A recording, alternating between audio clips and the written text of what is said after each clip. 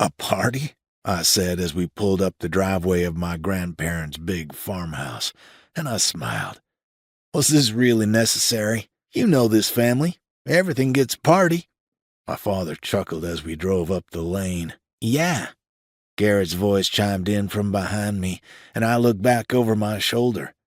2 years since the last time I saw him, and he'd changed so damn much.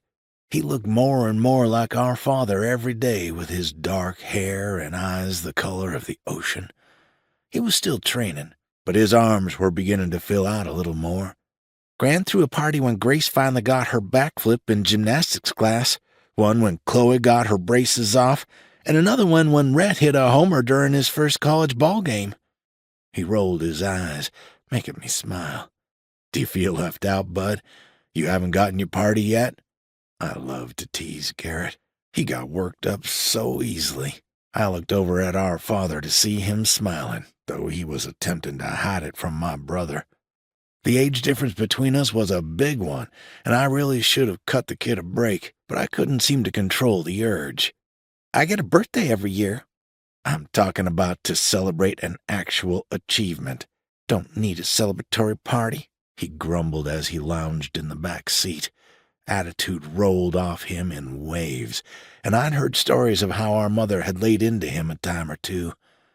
I was so sad I had missed those times, but now that I was back, I'd be sure to catch a few.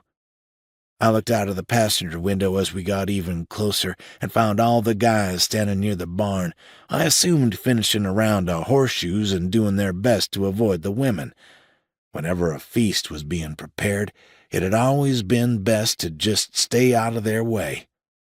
They took that shit seriously. Always had. One thing out of place, one dish unprepared, and it was almost like the world was ending.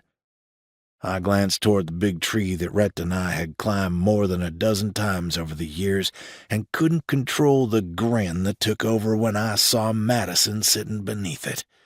She was leaning up against the big trunk of the tree, and before her sat Chloe and Grace. Usually, Rhett's girlfriend would be in the mix, but since Harley moved away and left my boy heartbroken, it was almost like something was missing there.